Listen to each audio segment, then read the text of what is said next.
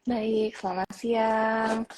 Selamat datang di program Bintang Ia Marsi, yaitu bicara tentang rumah sakit bersama Ikatan Ahli Manajemen dan Administrasi Rumah Sakit. Baik, seperti biasa pada acara Bintang kali ini, perkenalkan saya akan memperkenalkan narasumber bersama saya nanti, tapi kita tunggu sebentar untuk menginvite Dr. Alida. Mohon ditunggu sebentar, kakak-kakak.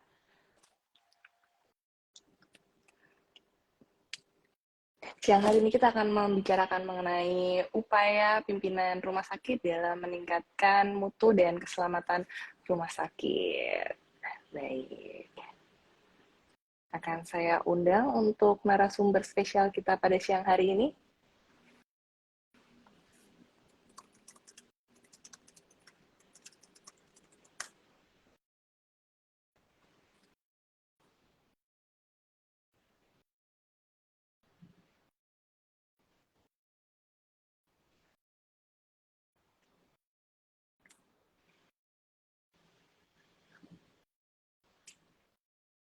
Baik, telah hadir bersama kita pada siang hari ini yaitu Dr. Alida Linawati, MKes MMR. Selamat siang, Kakak Alida.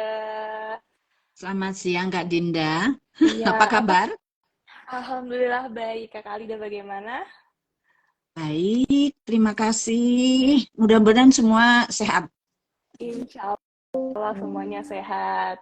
Saya lihat juga yang sudah melihat atau sudah menonton sudah cukup banyak ini Kak. Mungkin kita bisa langsung saja ya Kak ya.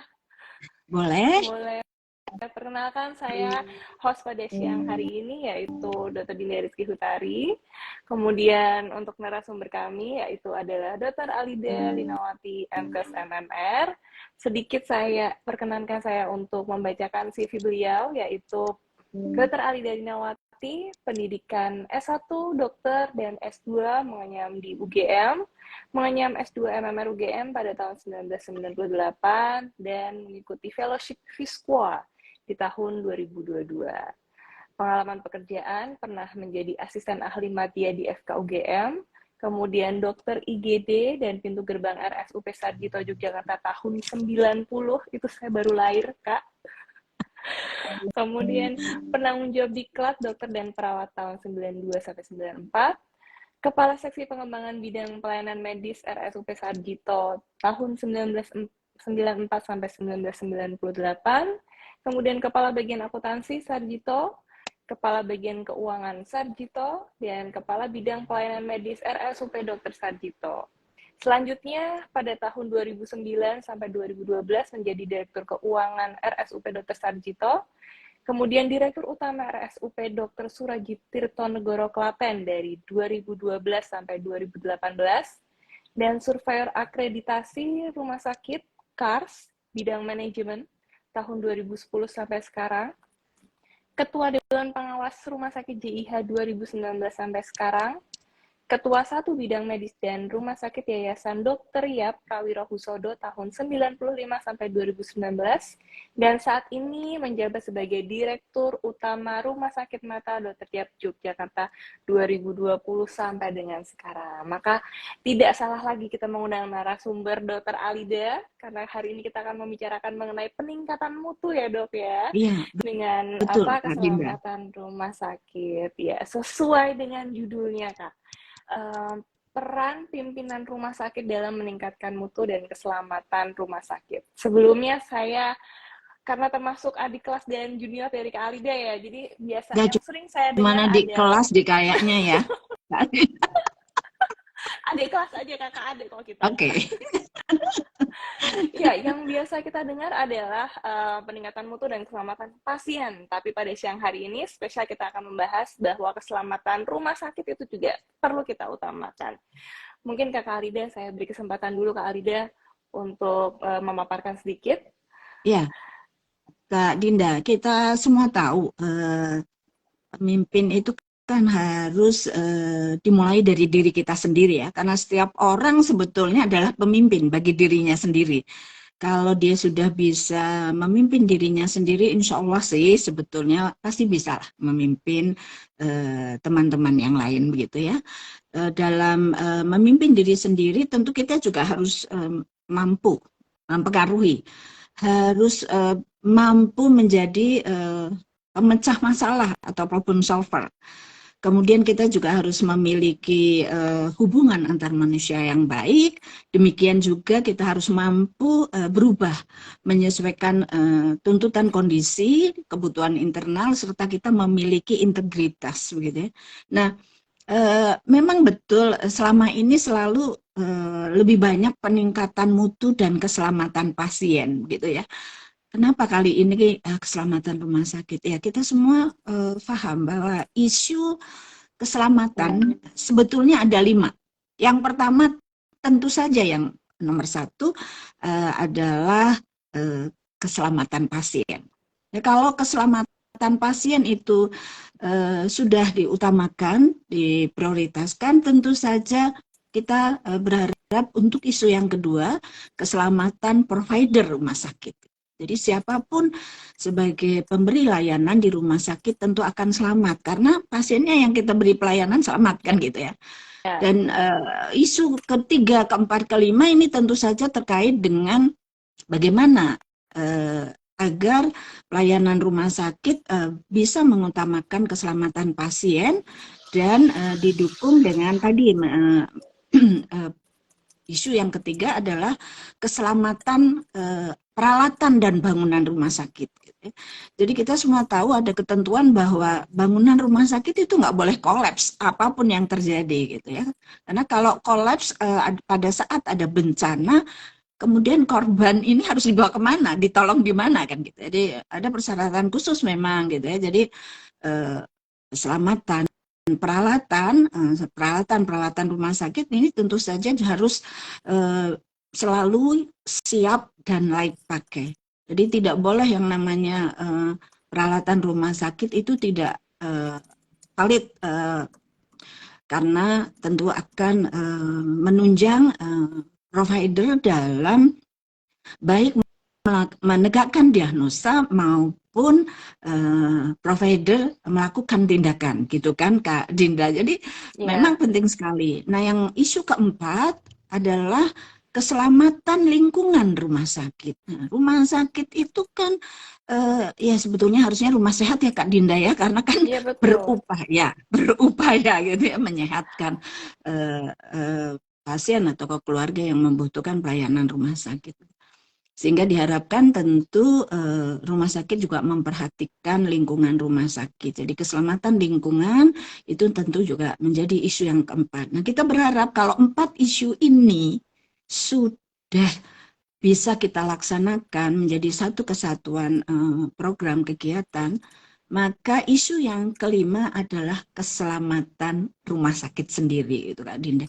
Jadi sesuatu yang luar biasa sebetulnya karena rumah sakit harus dimanage, dikelola sedemikian rupa agar kita juga selalu mempertimbangkan manajemen risiko. Karena itulah kita tidak hanya bicara keselamatan pasien, tetapi juga keselamatan rumah sakit, gitu Kak Dinda. Nah, kita semua tahu belum terbiasa memang kita melakukan manajemen risiko dari 4 risiko yang bisa saja terjadi di rumah sakit. Nah, kalau kita tidak mengutamakan keselamatan pasien, maka bisa saja ada risiko klinis yang akan dialami oleh rumah sakit.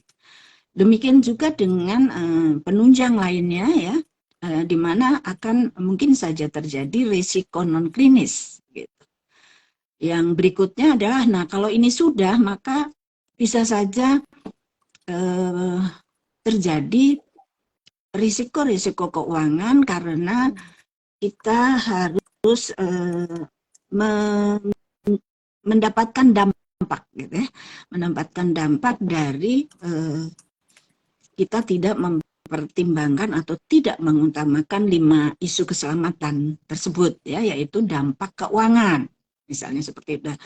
Terakhir, kalau ini sudah terjadi, tentu ada risiko yang paling berat yaitu risiko citra atau image rumah sakit. Nah, karena itulah selain keselamatan rumah sakit, kita sebagai pimpinan rumah sakit atau sebagai pengelola, baik pimpinan maupun manajer, itu semua sebenarnya kan pimpinan ya kali Kak Dinda. Iya, Itu betul-betul. tentu saja harus selalu mempertimbangkan manajemen risiko ini. Itu mungkin yang sedikit bisa saya berikan gambaran Kak Dinda terkait dengan upaya peningkatan mutu dan keselamatan rumah sakit. Baik, Kak Alida. Sedikit tapi daging semua, Kak. Sudah sangat mampat sekali ya.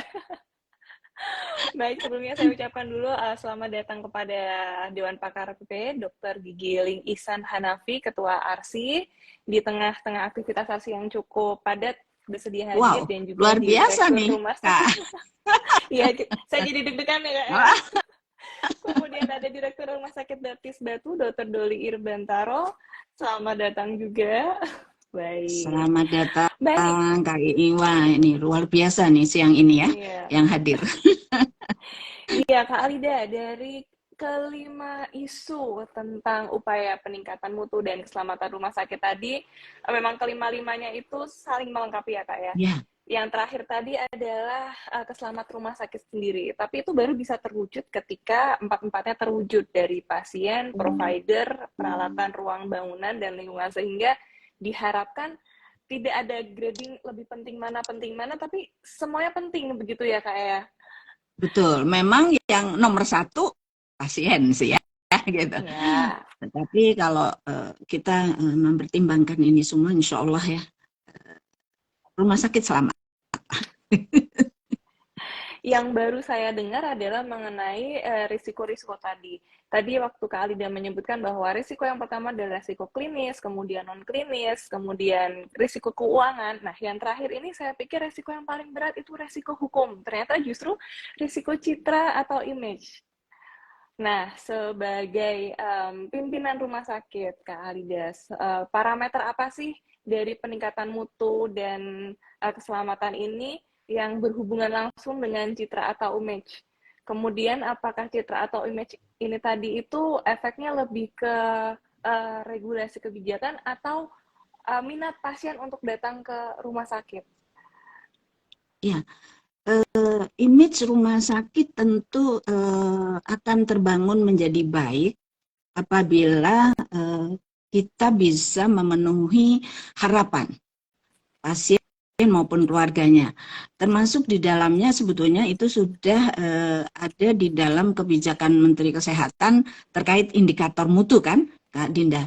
Ada, kita semua tahu yang terbaru ini adalah ada 13 indikator nasional mutu ya, yang tentunya akan menjadi parameter rumah sakit bisa memberikan layanan seperti yang diharapkan gitu. Baik diharapkan oleh stakeholder maupun oleh pasien dan keluarganya. Nah, apabila terjadi sesuatu hal yang tidak kita inginkan, katakannya mungkin kejadian tidak diharapkan, gitu. Bisa saja risikonya betul, bisa saja nanti akan ada tuntutan hukum sih, gitu. Tapi ini tuntutan hukum itu kan dampaknya macam-macam ya Kak Dinda ya. Nah Ya. terakhir itu kan berdampaknya justru kalau gitu ya sampai ke hukum, sampai ke pengadilan, kemudian rumah sakit mendapatkan katakanlah keputusan yang itu akan menurunkan citra rumah sakit, gitu ya. Mengapa risiko image atau citra rumah sakit itu menjadi sesuatu yang perlu kita pertimbangkan adalah ya kalau sudah dicap mohon maaf gitu sudah ada capnya tuh jangan ke sana Ya. gitu ya, kita semua bisa tahu sendiri sih sebetulnya gitu. Jadi memang risiko terkait dengan citra dan image rumah sakit ini harus selalu kita pertimbangkan walaupun kadang-kadang mohon maaf kita agak mungkin terlena tidak mempertimbangkan hal tersebut begitu ya.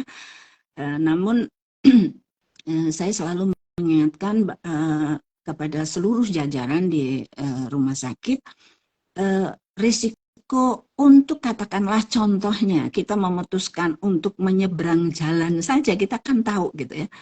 Apabila kita tidak melakukan upaya-upaya pencegahan, misalnya nggak melihat lalu lintas, tidak menengok kanan dan kiri dan lain sebagainya asal nyebrang, misalnya seperti itu. Ini kita bicara keputusan nyebrang aja, apalagi keputusan yang lain yang kita semua tahu tentu memiliki risiko yang harus kita pertimbangkan. Dan apabila risiko ini tidak ada tindakan apapun atau keputusan apapun yang tidak memiliki risiko, tetapi kalau itu dikomunikasikan dengan baik, ini salah satu hal yang memang perlu kita selalu sampaikan terkait dengan hubungan antar manusia, hubungan antara dokter dengan pasien, perawat, dan provider lainnya di rumah sakit dengan pasien dan keluarganya. Diharapkan kita kan memang memiliki komunikasi yang efisien, efektif ya Kak Dinda gitu. Iya, Sehingga betul. semua bisa disampaikan, dikomunikasikan, dan apabila pasien sudah mendapatkan informasi yang paling lengkap, baik dari sisi mungkin keberhasilan dan lain sebagainya, maka pasien pun berhak untuk memutuskan, kan gitu Nji. Ya. Apakah akan melanjutkan tindakan yang harus diputuskan untuk terkait dengan sakitnya. Seperti itu Kak Dinda. Ya. Jadi memanage suatu risiko itu sudah menjadi satu kesatuan sebetulnya kalau kita meningkatkan mutu gitu ya, dan tentu keselamatan rumah sakit. Baik, sangat dapat dipahami Kak bahwa komunikasi adalah kunci dari penting untuk menjaga standar atau manajemen risiko tersebut. Nah, seperti halnya tadi menyeberang jalan, maka rambu-rambunya dalam menjalankan rumah sakit tentu saja ada kebijakan, regulasi, bahkan akreditasi, betul ya Kak ya? Betul, iya, Iya. betul sekali. Sekarang Nah, kan kita sudah pakai standar akreditasi rumah sakit sesuai keputusan Menteri Kesehatan ya, nomor ya. 1128 tuh, ya tahun 2022. Nah, tentang akreditasi saya yakin bahwa rumah sakit semua sudah hampir semuanya terakreditasi di Indonesia. Tapi kemudian dalam rangka upaya tadi, Kak, upaya peningkatan mutu dan keselamatannya, mungkin pada saat akreditasi saya yakin semua pasti bagus, monitoring, evaluasi. Nah, karena Kakak Ali Dani juga sudah dari direktur rumah sakit, berpuluh-puluh rumah sakit ya, Kak ya. Bagaimana tips dan triksnya, Kak, supaya kemudian Iya. dapat menjaga standarnya? Jangan sampai Jadi anget-anget aja gitu, Kak, terus turun. hangat-hangat terus turun ya, Kak Dinda ya. Tai ayam. Iya, saya berupaya sih sebetulnya salah satunya adalah selain selalu melakukan sosialisasi, refreshing, diseminasi, internalisasi terkait regulasi, standar prosedur operasional dan lain sebagainya. Ada upaya yang kita coba lakukan di Rumah Sakit Mata Dr. Yap. Jadi bagi karyawan atau staf yang akan naik dari karyawan kontrak ke karyawan tetap. Nah, kalau di pegawai negeri itu kan ada CPNS gitu ya, calon pegawai negeri ke pegawai negeri. Kita ada kebijakan bahwa yang bersangkutan harus membuat penelitian terkait dengan peningkatan mutu gitu. Kalau kita sebut proyek perubahan.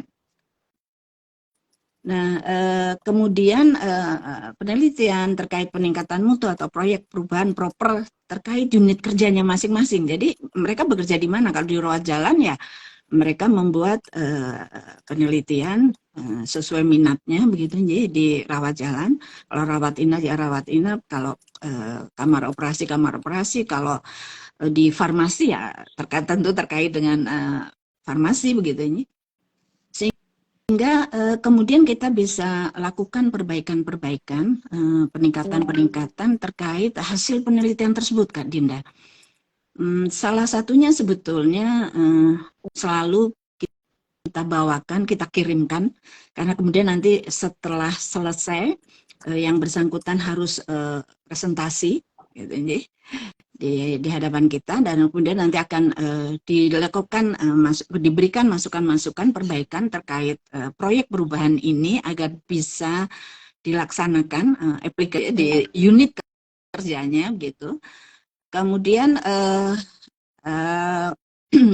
kita lakukan bimbingan dengan tim agar kemudian bisa dibuat makalah gitu. Makalah inilah yang kita kirimkan Kak gitu.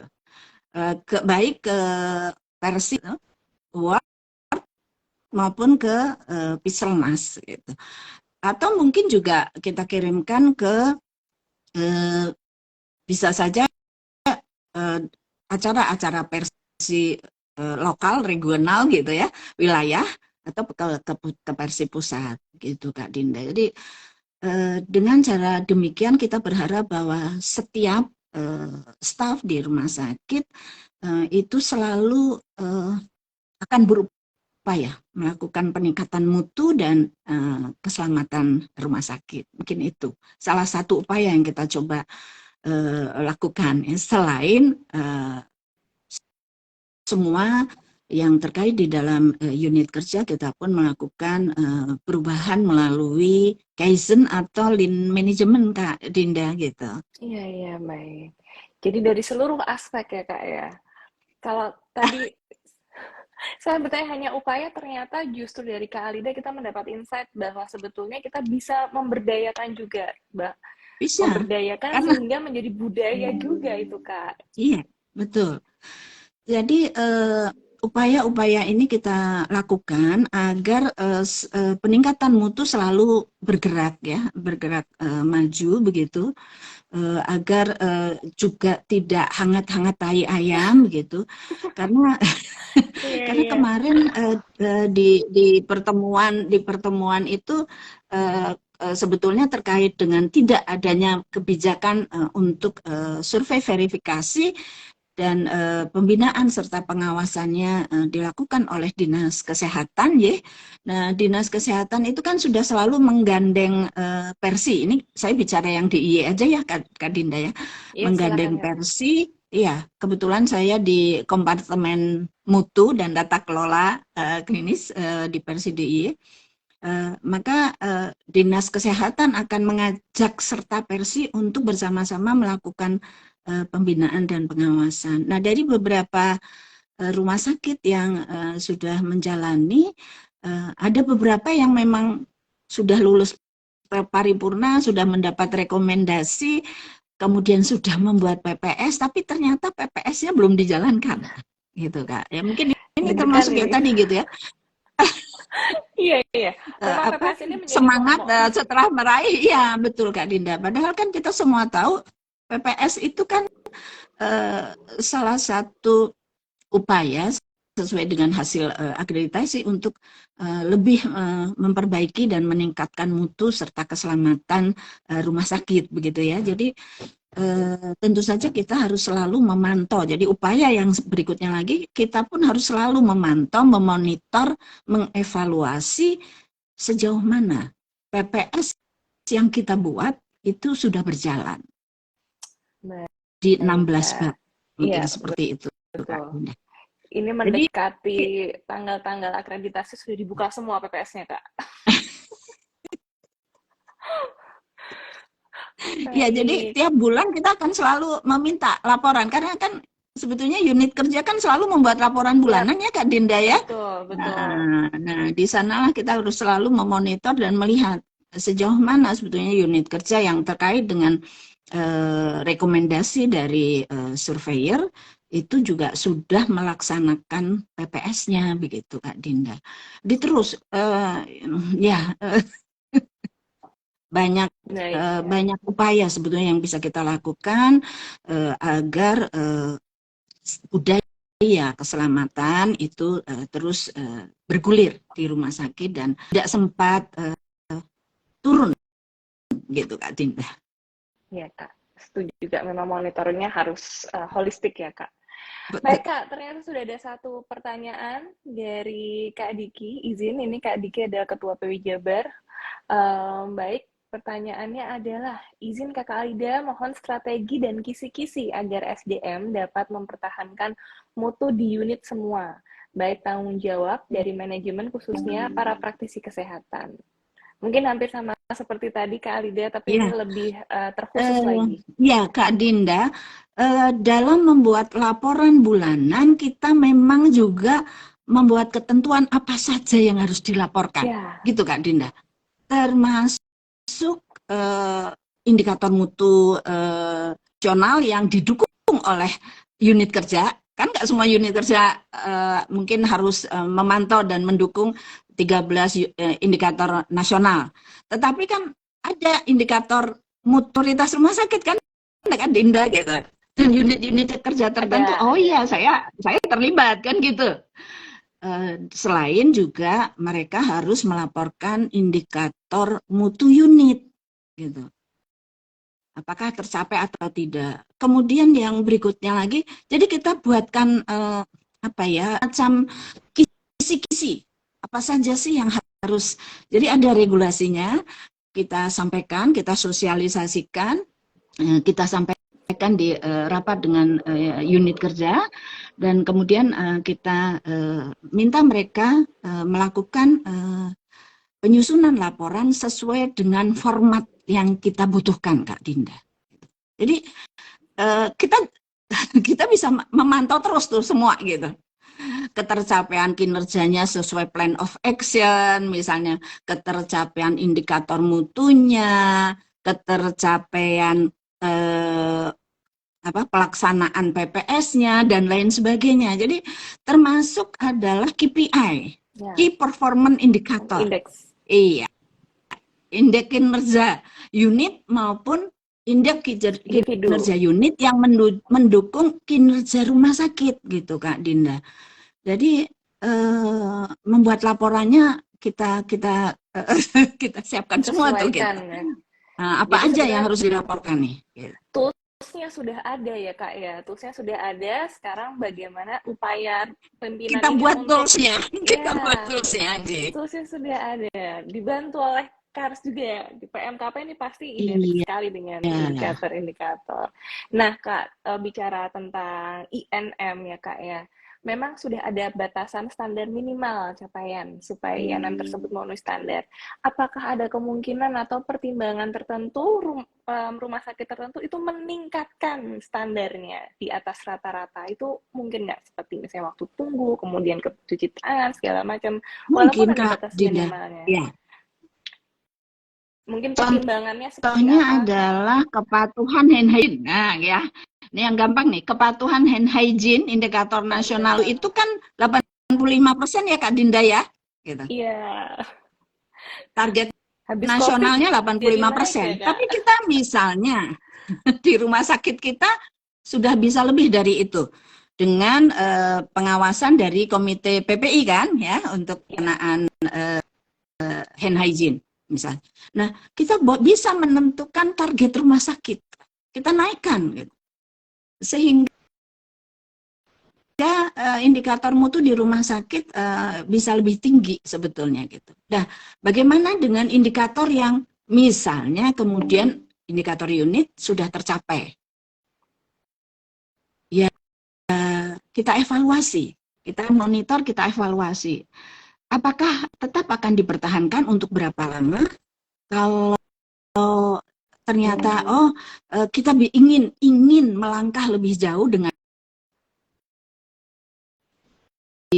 monitoring, dinilai indikator mutu yang sudah tercapai berturut-turut, misalnya dalam waktu 2-3 tahun atau setahun begitu, kemudian unit bisa mengusulkan indikator mutu lainnya agar memang pelayanan di unit tersebut pun meningkat mutunya, begitu Kak Dinda.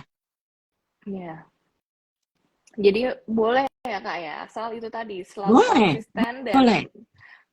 Ya, jangan sampai kemudian malah memperberat kinerja ya Kak ya.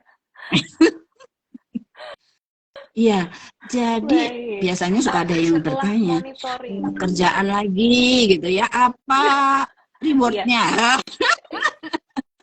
Oh, nanti diikuti, Kak, diikuti. Jadi kadang Oh, sampai ini harus itu, Pak. menyampaikan bahwa orientasinya nggak itu, tapi tanpa adanya reward yang baik itu nanti sistem kerjanya bisa jadi lebih maksimal dan optimal gitu motivasinya.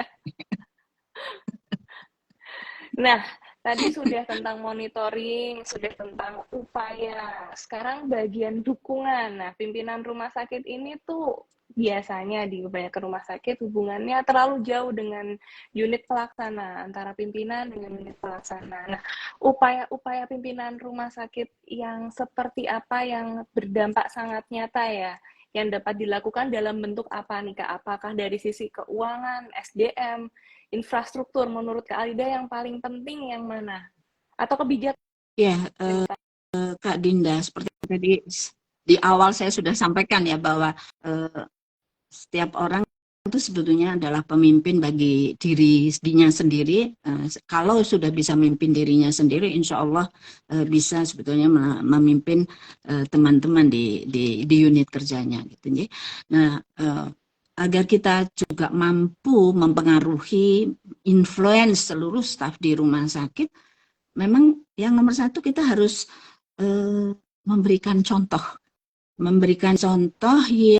yang konsisten antara kata-kata kita, tindakan kita, dan nilai-nilai yang kita anut di organisasi. Nah ini itu nomor satu. Kalau kita tidak bisa memberikan contoh yang baik begitu ya, ya pasti kan gini Kak Dinda, lah beliau Omdo, Omdo kan gitu. Uh, Mungkin jadi ya. ya, jadi memang ya Kak Dinda, tapi mudah-mudahan saya yakin seru teman-teman yang bergabung di Marsi dan bergabung di Bintang Siang ini pasti memahami, sudah tahu lah, sudah mengerti beliau semua ya. Saya yakin ini gitu. Hanya tinggal oh ya betul gitu. Uh, apa kita memang harus memberikan hal tersebut sebagai salah satu contoh sehingga mereka oh iya kita akan mengikuti beliau gitu ya, karena apa yang disampaikan, yang disosialisasikan, yang menjadi kebijakan juga ternyata dilakukan gitu. Nah, selain hal tersebut kita juga harus mampu melakukan perubahan yang tepat sesuai dengan tuntutan kondisi dan kebutuhan internal maupun eksternal organisasi. Termasuk di dalamnya saat ini mungkin adalah ya kita semua sudah mengetahui terkait dengan Undang-Undang Kesehatan yang baru ya Kak Dinda ya. Dan kalau itu kemarin sudah diwebinarkan oleh Arsi ini, kebetulan saya hadir Kak Iing gitu. Jadi waduh gitu ya. Cukup berat sih, tapi ya kalau memang betul ini kemudian sudah diberi nomor dan sudah diberi tanda tangan oleh RI 1, maka itu akan otomatis berlaku, dan 11 undang-undang yang kemarin kita gunakan itu kan harus otomatis dicabut gitu ya. Nah, itu kita juga harus segera bisa melakukan perubahan ini, apa antisipasinya dan lain sebagainya. Mungkin itu yang bisa saya sampaikan ya Kak Dinda ya. Karena kita sebagai pimpinan yang harus mampu menjadi problem solver, maka kita harus bisa mengambil keputusan yang tepat untuk menyelesaikan hal yang ada dan mampu. Nah, itu dari sisi manajemen risiko kita harus mampu mencegah terjadinya masalah, kalau tidak paling ya meminimalisir masalah yang di organisasi kita. Mungkin itu Kak Dinda. Berarti untuk menjadi seorang pemimpin rumah sakit ini memang dibutuhkan effort yang luar biasa ya Kak. Pertama, menjadi contoh yang disegani. Kemudian menjadi jembatan antara kebijakan nasional, kebijakan pemerintah, kemudian ke rumah sakit, dan juga menjadi fasilitator untuk kebutuhan-kebutuhan rumah sakitnya. Memang sangat berat ya Kak ya. Baik Kak, ini sudah ada pertanyaan lagi Kak dari Kak Rini Hairani. Bagaimana caranya untuk ketercapaian indikator mutu jika tidak pernah tercapai, khususnya kepatuhan asesmen medis? Wah, ini apakah hubungannya dengan PPA ya Kak ya? Ya, oke, terima kasih Kak Rini. Saya sendiri selalu melakukan pertemuan dengan staf medis. Manajemen dengan staf medis itu juga harus menjalin hubungan yang baik. Jadi ada rapat manajemen dengan staf medis setiap bulan rutin, dan kita sampaikan apa saja kendala yang kita alami, termasuk misalnya adalah ketidaklengkapan. Ya, Momok ini ketidaklengkapan. Kak, momok. Kemudian ketepatan waktu dokter fisik, dokter spesialis visit ya. Tidak hanya asesmen nih. Gitu.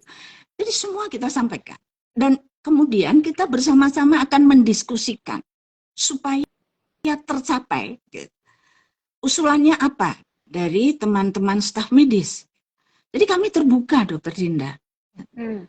Apapun kita sampaikan, termasuk mungkin terkait dengan PPRA karena ada peta antibiotik misalnya. Betul. Gitu ya, itu kita sampaikan. Betul. Ya, sehingga nanti beliau tahu, beliau akan memberikan masukan jalan keluarnya yang terbaik bagaimana agar indikator nasional atau indikator mutu yang menjadi kewajiban kita itu secara bertahap bisa tercapai. Nah, ini memang membutuhkan kesiapan kita.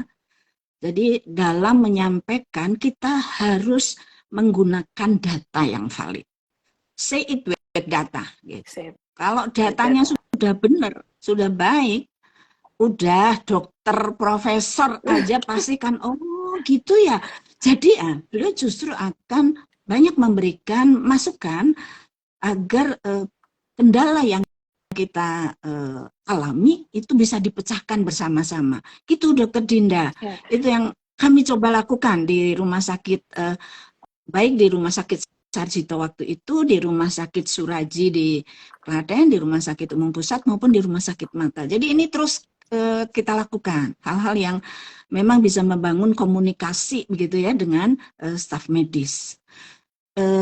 Untuk tenaga yang lain kita juga ada begitu. Jadi kita selalu libatkan sih sebetulnya karena tidak selalu yang presentasi itu harus direktur utama, tidak. Jadi kalau terkait indikator mutu ya komite mutu gitu. Kalau terkait PPRA, peta antibiotik dan lain sebagainya, maka yang presentasi adalah tim PPRA gitu. Nanti kalau terkait dengan pemilihan obat, karena ini menjadi tugas komite farmasi dan terapi, maka yang presentasi juga tim farmasi dan terapi. Begitu. Nanti kita akan bersama-sama menyepakati jalan keluar yang kita hadapi bersama. Mungkin itu. Saya yakin ini jawaban dari Kak Alida ini adalah hasil dari pengalaman bertahun-tahun dari rumah sakit ke rumah sakit ya Kak. Karena akhirnya itu juga yang menjadi apa ya Kak ya, tips untuk rumah sakit saya sendiri Kak, membuat laporan tentang pengisian, kemudian mungkin visitasi, kemudian jadwal atau kepatuhan absensi itu dengan adanya report atau laporan tiap bulan itu akan sangat membantu sekali. Dan jadi antara PPA, staf medis dengan manajemen itu akan lebih saling memahami. Saya rasa itu satu hal yang bisa Kak Rini implementasikan supaya indikator mutunya lebih cepat tercapai lagi. Baik Kak, ini ramai Kak, jadi ada pertanyaan lagi dari Kak Kamal Kokams. Kak Alida, kami dari RSU Permata Bunda Ciamis. Wah, jauh. Bolehkah bertanya? Kami kesulitannya adalah pada PIC sebagai pemantau proses dan akhirnya pengumpulan datanya secara kuantitatif saja. Maksudnya begitu ya. Oke, jadi pemantauan prosesnya ini mungkin teknik pengumpulannya, Kak. Oke.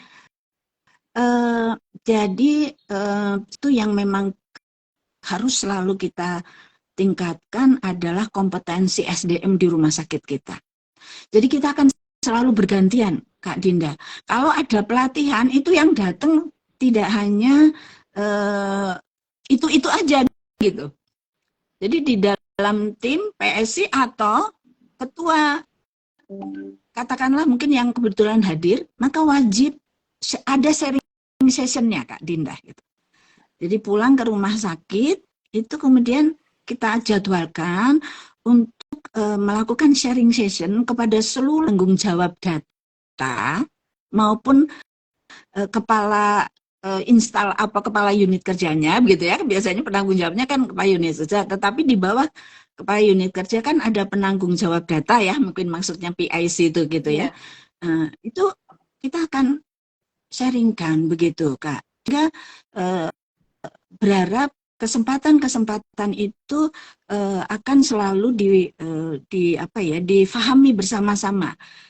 Di sanalah kita bisa berdiskusi, saling melengkapi, saling kemudian mengerti, oh harusnya bagaimana. Dan kita memang saat ini karena sudah menggunakan IT ya, Kak Dinda, tidak lagi manual. Aduh, kalau manual luar biasa, Kak. Luar biasa effortnya maksudnya. Kalau cuma manual. Effortnya luar biasa kalau masih manual. Jadi amat sangat tim IT menjadi lebih simple ya, karena kan definisi operasionalnya juga bisa masuk di dalam cara perhitungan sehingga memudahkan kita semua untuk mendapatkan itu yang kita harapkan. Sebenarnya itu Kak Dinda. Kalau manual memang iya, saya memahami sih. Betul Kak, itu luar biasa apalagi rumah sakit umum ya tadi kan gitu. Besar sekali datanya datanya luar biasa. Jadi seingat saya pada waktu kita ada di rumah sakit umum pusat, kita memang upaya nomor satu adalah membuat aplikasi sistem informasi untuk manajemen data ini Kak Dinda. Mungkin itu yang mungkin perlu diupayakan oleh teman-teman sehingga tidak lagi melakukan manajemen data dan perhitungannya secara manual. Kalau manual itu kita kadang-kadang kalau udah capek, ngantuk, matanya tinggal ini itu pakai kalkulator aja mungkin bisa salah kan Kak Dinda gitu. Atau zoom-nya, zoom-nya masih ada yang kelewat satu misalnya gitu ya. Itu ya memang agak repot sih memang kalau masih manual Kak. Iya. Berarti saya setuju sekali Kak Alida, dari tadi disampaikan bahwa transfer of knowledge untuk tim yang lain, jika ada suatu masalah dirembuk bersama. Saya rasa dalam hal pengambilan keputusan atau penjalanan program dan alur tadi pengumpulan data itu banyak kepala lebih baik daripada cuma satu kepala, begitu ya Kak ya? Betul. Karena bisa saja kalau hanya satu, itu sudut pandangnya kan hanya satu gitu ya. Tapi kalau semua ikut berperan, maka ada yang banyak melihat dari sudut pandang yang berbeda Kak Dinda. Jadi saya memang lebih senang menggunakan partisipatif ya. Iya. Saya sudah mulai kelihatan nih benang merahnya Kak untuk dikonklusikan dari awal tadi sampai sekarang. Tapi ini ada satu lagi pertanyaan Kak, sepertinya masih nyambung dengan yang barusan kita bahas. Kak Alida minta saran dari Kak Arya, jika keterbatasan SDM di rumah sakit, sementara poin akreditasi dan lain-lainnya kerjaannya seabrek, terutama di RS pemerintahan. Nah ini sama ini konsepnya nih Kak, sepertinya. Iya. Sebenarnya di semua rumah sakit, apalagi rumah sakit swasta, efektif SDM tuh dihitungnya jauh lebih ketat ya. Kak Dinda pasti apa nih?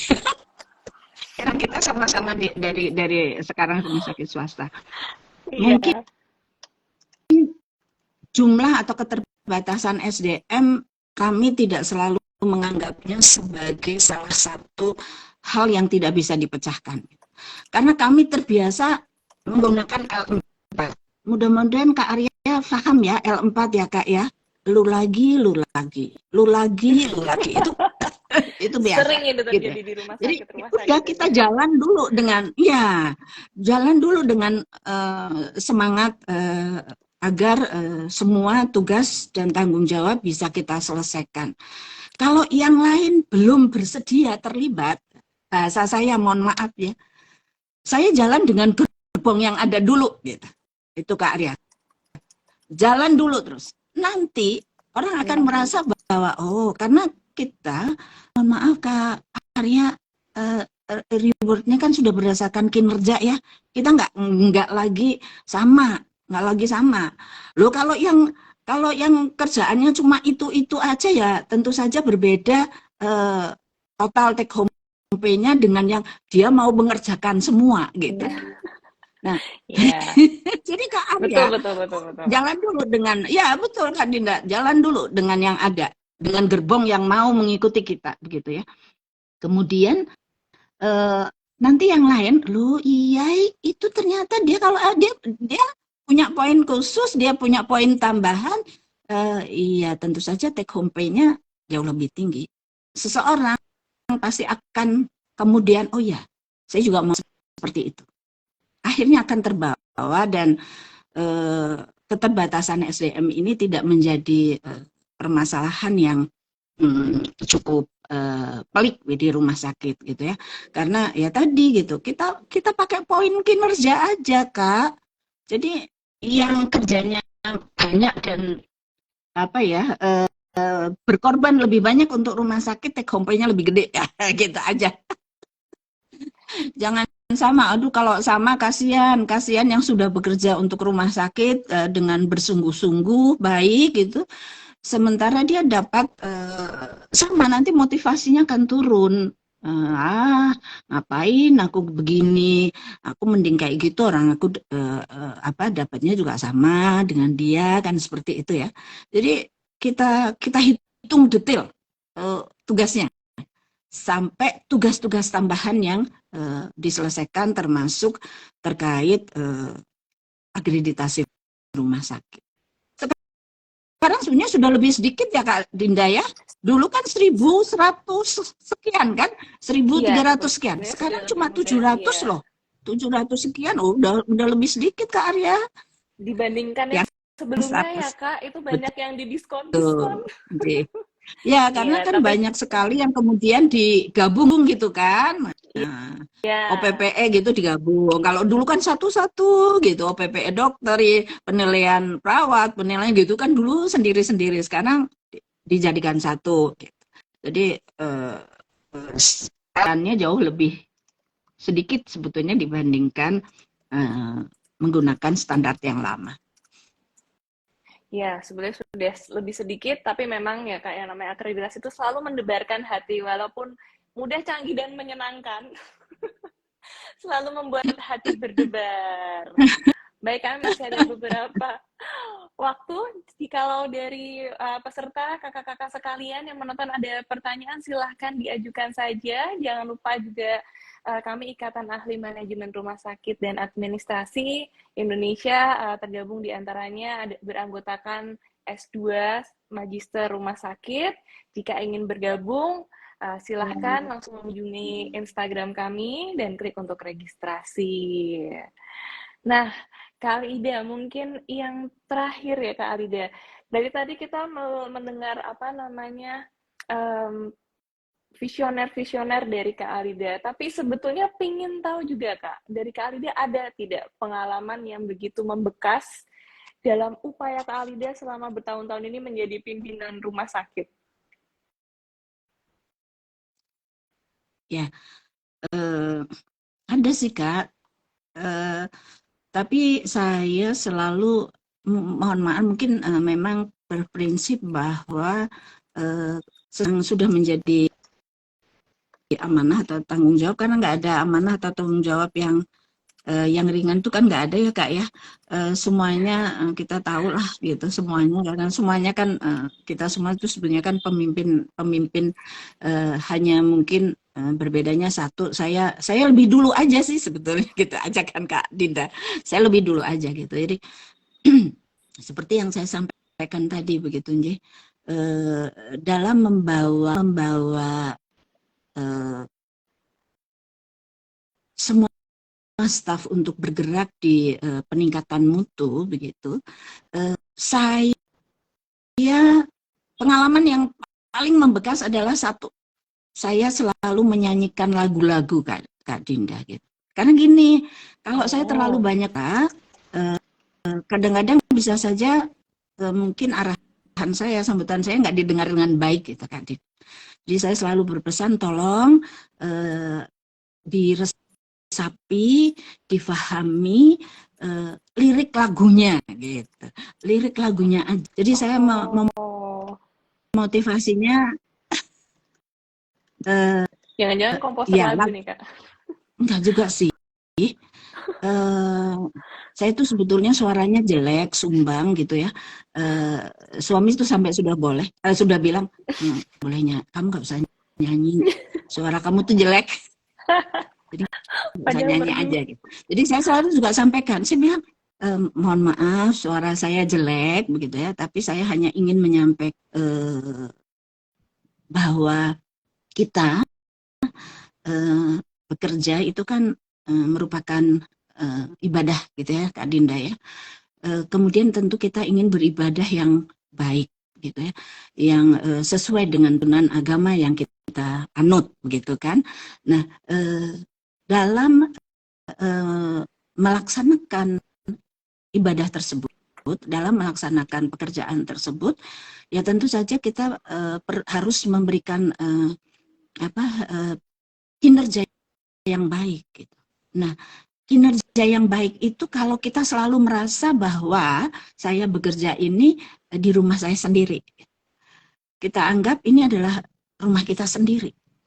Jadi saya bekerja untuk rumah kita sendiri. Ini rumah kedua kita selain rumah kita gitu. Jadi kalau kita sudah mencintai di mana kita bekerja, insya Allah sih ya gitu.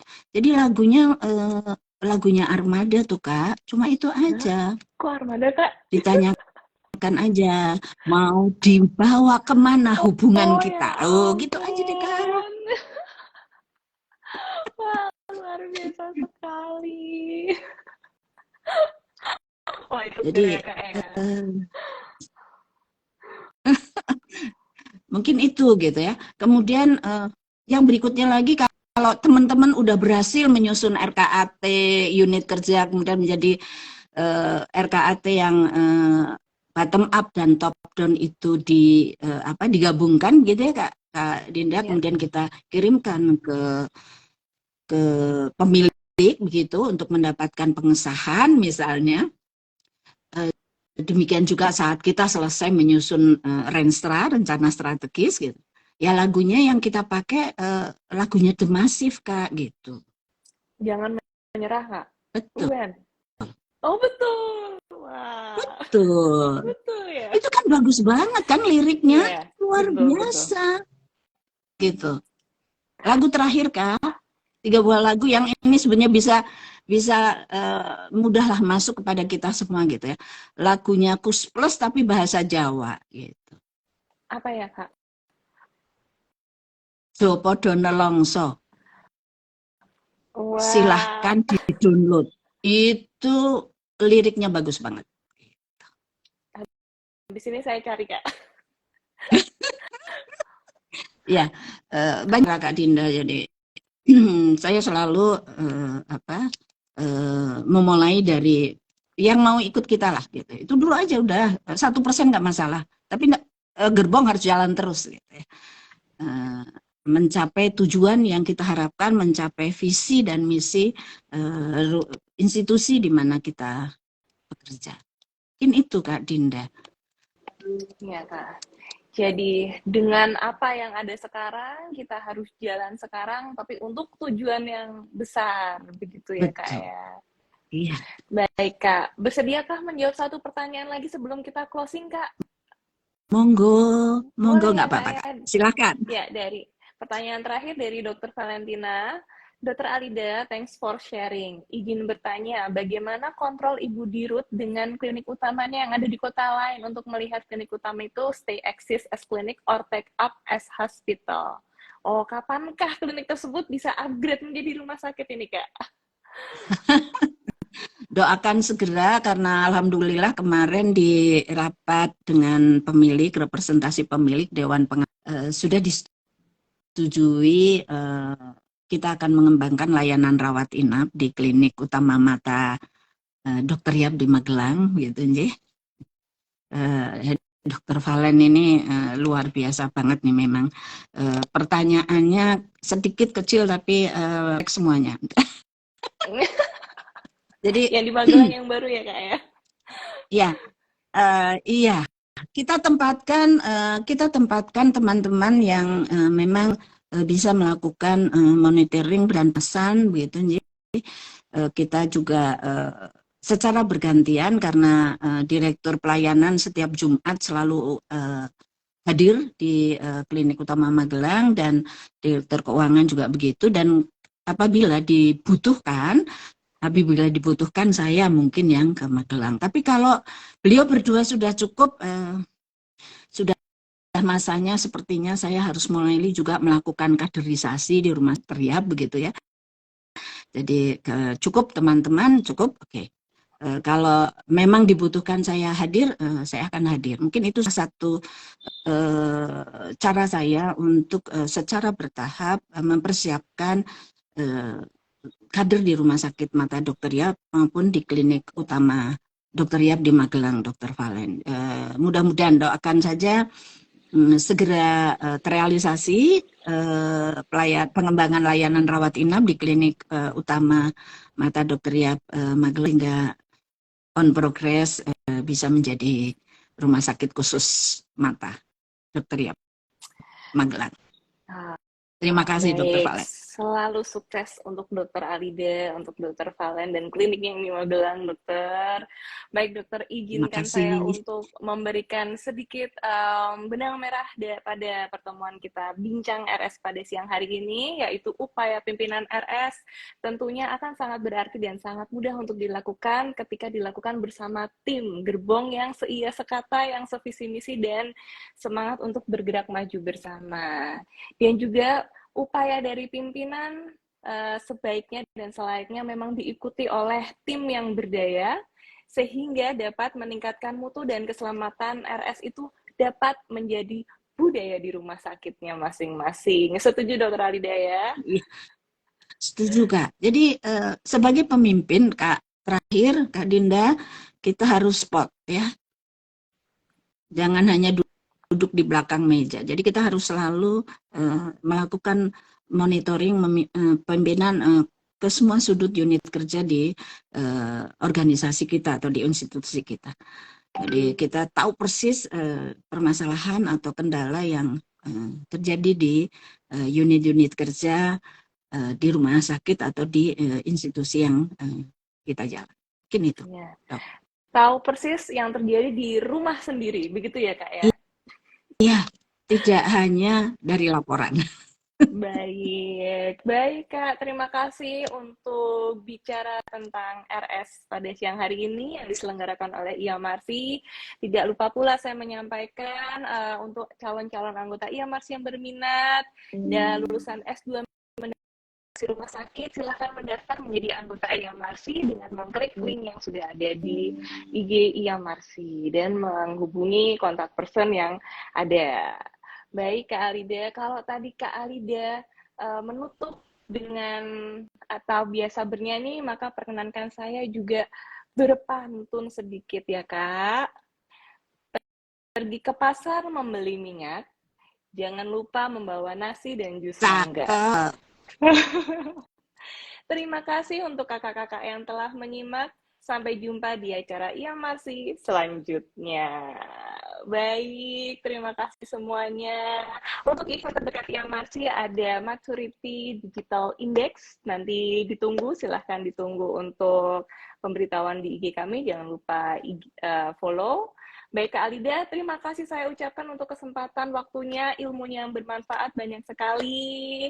Semoga menjadi manfaat dan bahan untuk menyelenggarakan atau menjalankan rumah sakitnya masing-masing. Mohon maaf apabila ada kurang selama kami menjalankan program live pada siang hari ini. Terima kasih Kak Alida, sehat selalu, sukses selalu. Terima kasih Kak Dinda. Mudah-mudahan benar-benar bermanfaat untuk kita semua.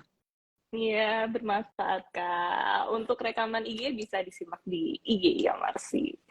Wassalamualaikum warahmatullahi wabarakatuh. Terima kasih kakak-kakak semua yang sudah menyimak. Terima kasih, Kak Laida. Assalamualaikum warahmatullahi wabarakatuh. Sampai jumpa di lain Sampai kesempatan. jumpa.